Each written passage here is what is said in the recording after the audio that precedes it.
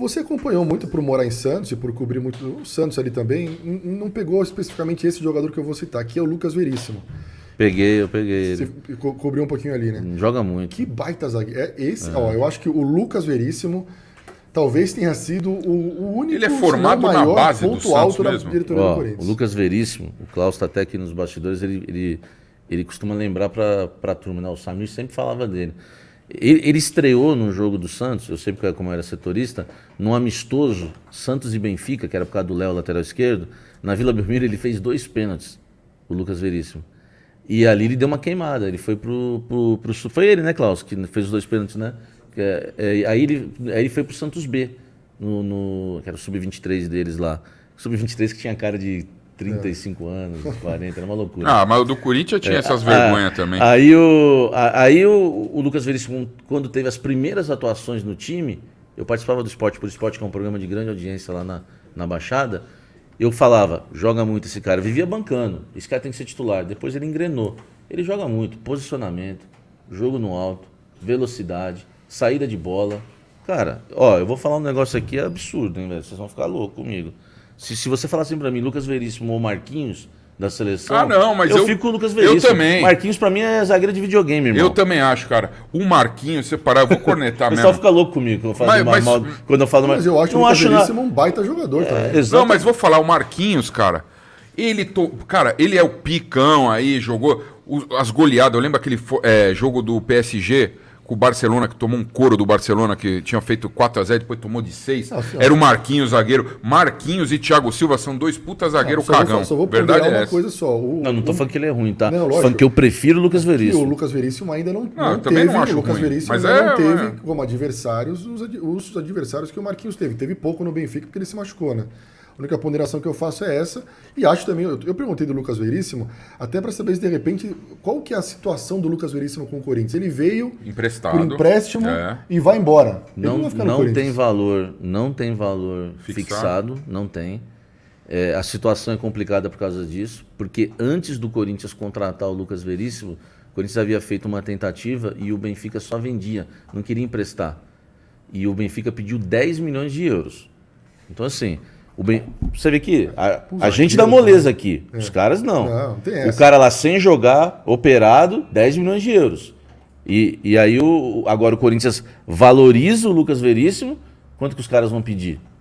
Eu não sei. O Corinthians só conseguiu um empréstimo porque era o empresário do Luan. E no Corinthians, com 2 tubaínas, um misto quente, leva o cara. Leva embora. Então foi isso, né? O Lucas Veríssimo chegou porque o mesmo empresário do Luan, né? Sim, e foi na mesma época, né? Desenrolaram as duas questões contratuais. Impressionante. Foi mais ou menos pegaram a verba do Luan e botaram no Lucas Veríssimo. O Pitombeira, tá tentando lembrar o nome. Que o Neto chama carinhosamente de Pitangueiras. Ele não sabe falar o nome do cara. E aí eles trazem o Veríssimo, até estranhamente, porque para mim já não precisava mais do Veríssimo, porque aí...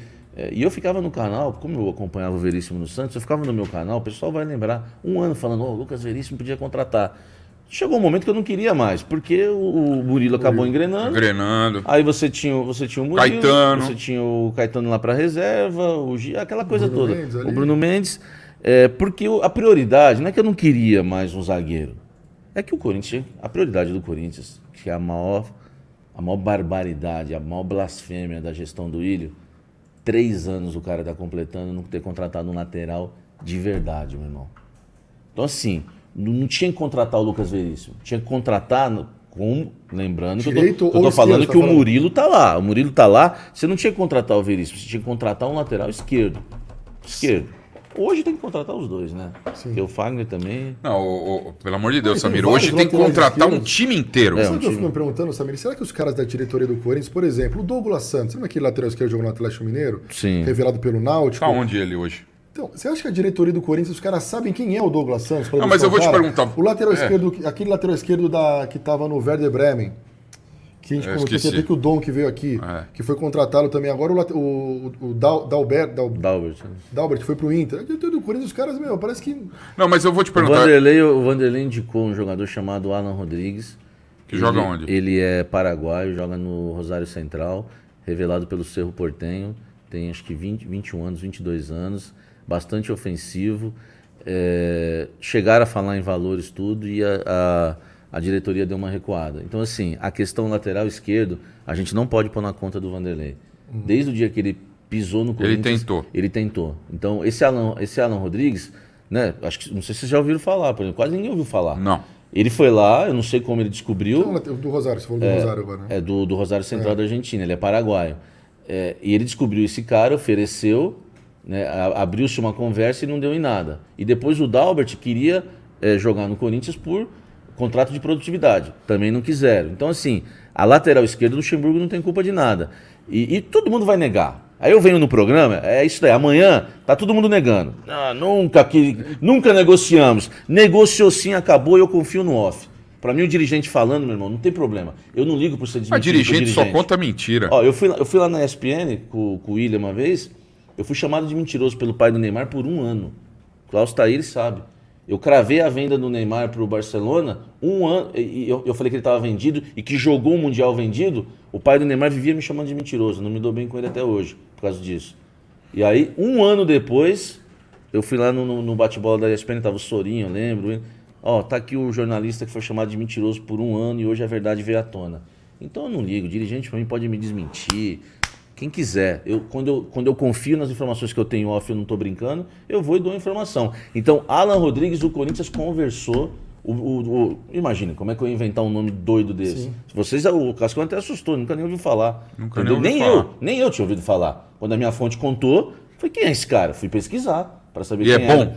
Eu vi os vídeos, é ofensivo, né? Cruzamento na área, deu pra ver que era um lateral bastante ofensivo.